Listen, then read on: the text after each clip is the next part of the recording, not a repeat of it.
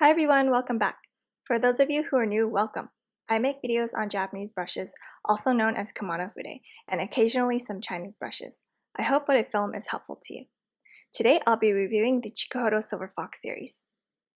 Starting off with the handles, they're made out of maple wood with green aluminum ferrules. The handles have striations on them, and both these striations and maple colors vary depending on the brush. You can see the color and striation variance between the one I'm holding on the left and the one I'm pulling up on the right. The one on the left has long lines, while the one on the right has half moon shapes. The bottoms are flat, and they're not hollow feeling, and there's an ergonomic curve in the middle. I didn't really care for the handles when I first saw it online because it reminded me of equal tools, but it actually feels quite nice once held in the hand. The Chikuhodo website says the hair equals the softness of gray squirrel, but is as strong as goat. To me, the texture and softness are comparable to white Canadian squirrel, goat Chikuhodo, and gray squirrel, but applies like red squirrel, which means it's very light. As a point of comparison and reference, I'll show you the brushes with the hairs I just mentioned. This is the Koyudo white Canadian Squirrel Cheek Brush on the right.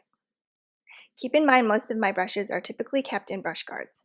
The only ones in this video that were not kept in brush guards are the Silver Fox brushes and the refer brushes I'll be showing later. Next is the Chikuhodo Z4. This one is made out of gray squirrel. And then we have the Nars Small Brightener, which is made out of very soft Chikuhodo. Lastly, we have the Koyudo Red Squirrel Cheek Brush.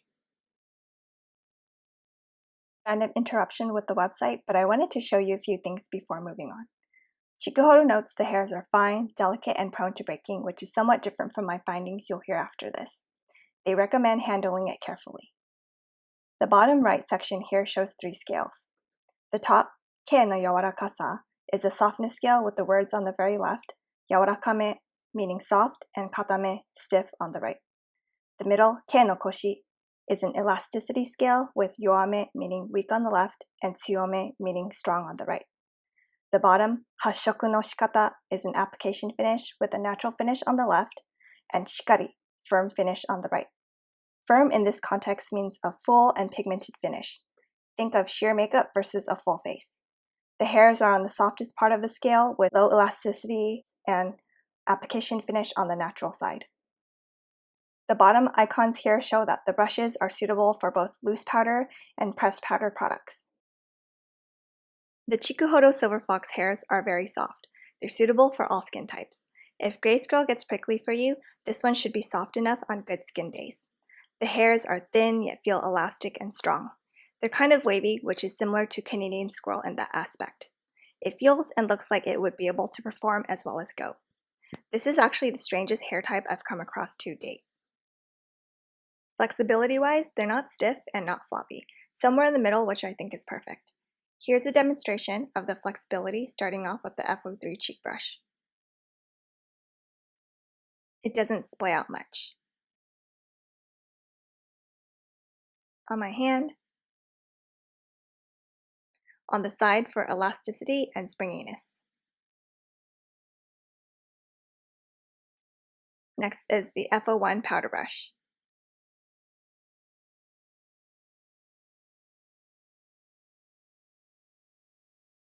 Then the Fo4 Angled Cheek.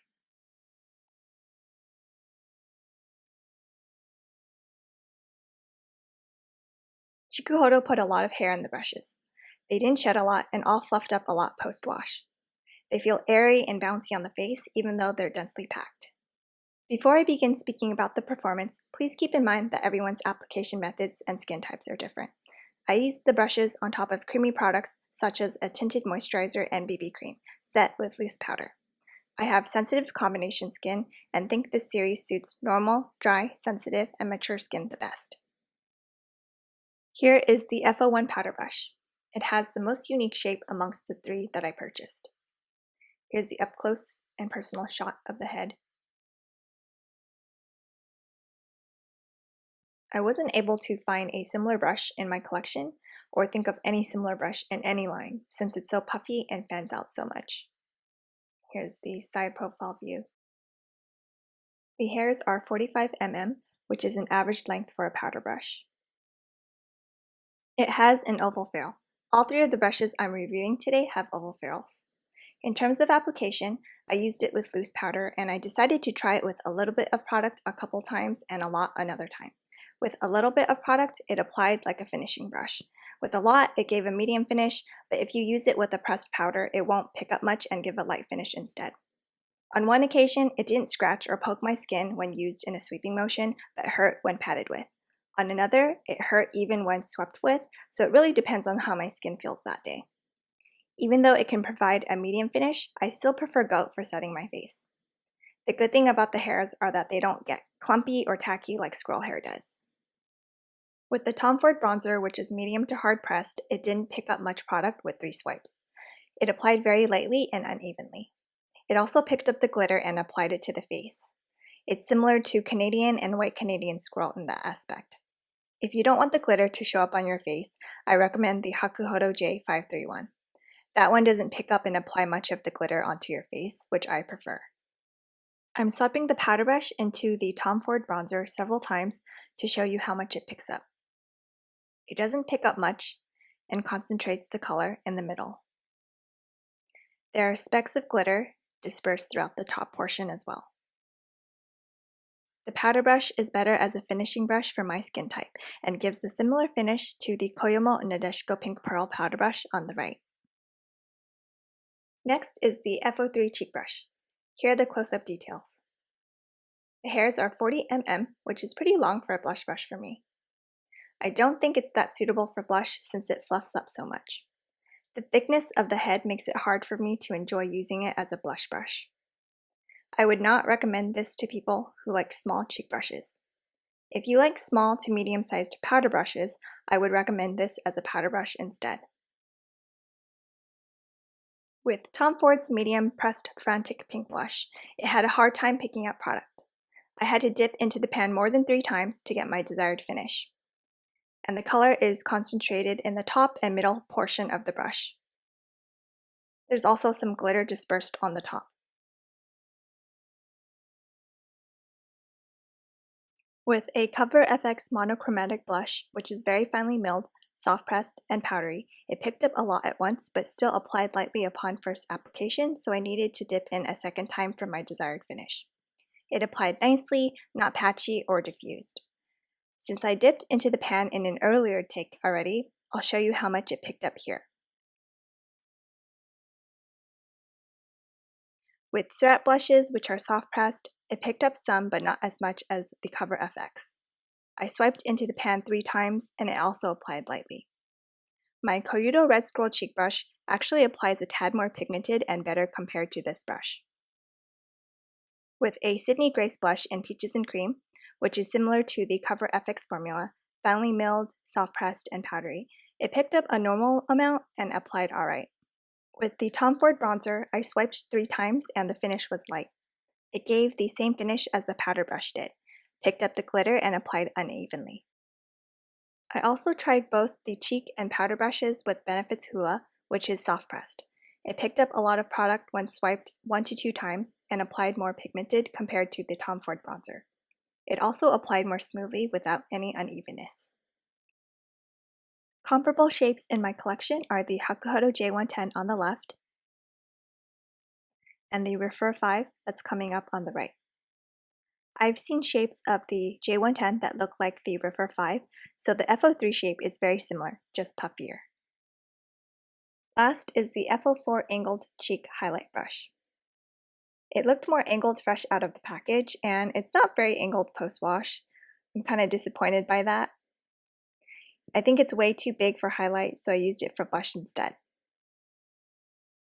With Milani's Luminoso, which is baked and hard-pressed, I swiped into the pan 2 to 3 times, but it didn't pick up as much as I thought it would. It applied lightly.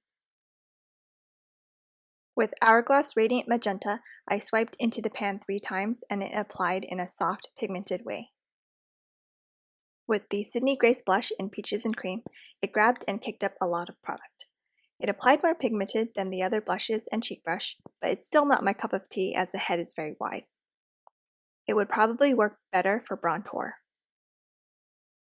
I also think it's too big for my liking. Comparable shapes in my collection are the Fo3 and the Paula Dorf Cheek. Here is the Chikuhodo G511 for size comparison purposes. This is the Paula Dorf Cheek on the left, which is more angled than the Fo3. Then we have the Fo3 on the right, which is also more angled.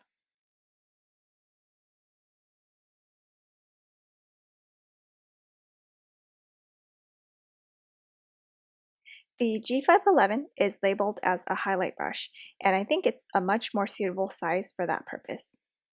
The G512 is closer in size, but I don't have that one. Overall, the hairs are best for loose and soft press products, contrary to how elastic they feel. It applies extremely lightly with press products, which means they're suitable for those who like natural and sheer finishes, as well as those who like to build up pigmentation.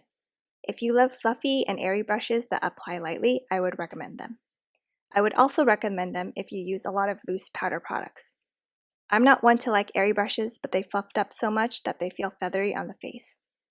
If you have combination to oily skin and prefer a medium to heavy finish, I would steer clear of these unless you use them as finishing brushes, want to try them out for fun, or want them for collecting purposes. As always, my reviews are subjective and based on my own experiences, so review, analyze, and decide for yourself whether or not you'd like to try them out. Your mileage may vary. Anyways, how have you guys been? Are you guys interested in picking these up? Or for those of you who have, what do you think of them? Do you have any recent favorites? Thank you so much for watching, and stay tuned for an extra at the end. See you in my next video. Bye! This hair is really bugging me.